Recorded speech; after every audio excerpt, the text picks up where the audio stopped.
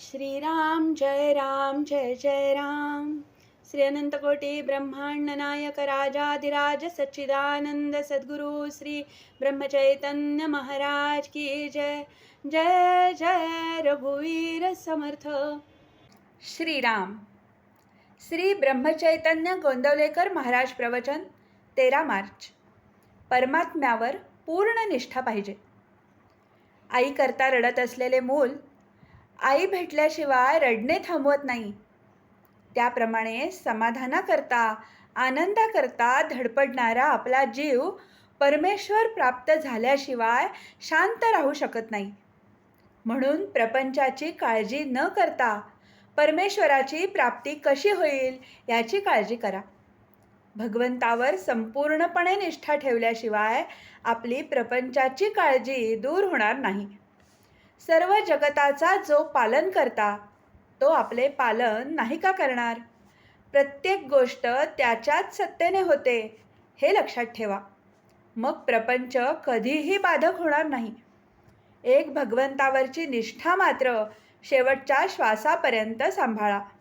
आपण पुराणात वाचलेच आहे की भीष्माने पांडवांना मारण्याची प्रतिज्ञा केली. भीष्म प्रतिज्ञा असती मग ती खोटी कशी होऊ शकेल? सर्व पांडव चिंताग्रस्त झाले.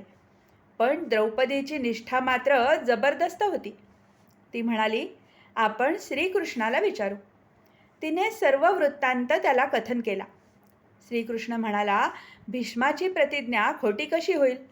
तरी आपण एक प्रयत्न करून बघू. तो म्हणाला, द्रौपदी, तू आता असे कर. रात्री भीष्माचार्यांच्या आश्रमात जा. तिथे फक्त संन्याशांना आणि स्त्रियांना मुभा आहे. मी तुझ्याबरोबर आश्रमापर्यंत येतो.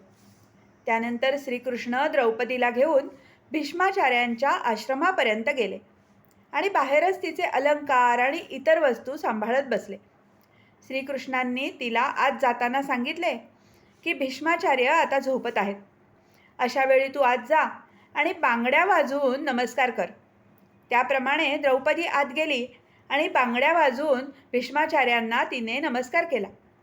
त्यांनी लगेच तिला अखंड सौभाग्यवती भव म्हणून आशीर्वाद दिला. मग त्यांनी पाहिले तो द्रौपदी.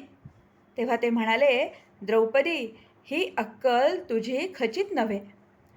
तुझ्याबरोबर कोण आहे ते सांग. ती म्हणाली, माझ्याबरोबर गडी आणला आहे. तो बाहेर उभा आहे. भीष्माचार्यांनी बाहेर येऊन पाहिले. त्यांनी श्रीकृष्णाला ओळखले, परंतु आता सर्व काम होऊन चुकले होते. म्हणून म्हणतो, परमात्म्यावर पूर्ण निष्ठा पाहिजे. या निष्ठेच्या आड जर काही येत असेल तर तो म्हणजे आपला अभिमान. हा अभिमान सर्वांना घातक आहे. तो घालवण्यासाठीच परमात्म्याला वारंवार अवतार घेणे भाग पडले. ही अभिमानाची हरळी नाहीशी व्हायला भगवंताच्या नामासारखा दुसरा उपाय नाही. नामावर प्रल्हादाने जशी निष्ठा ठेवली तशी ठेवावी. त्याने नाम श्रद्धेने घेतले आणि निर्विषय होण्याकरता घेतले. आपण ते विषयासाठी घेऊ नये. नामापरते दुसरे सत्य नाही हे समजावे. याच जन्मात हे नाम शांतीचा आणि समाधानाचा ठेवा मिळवून देईल.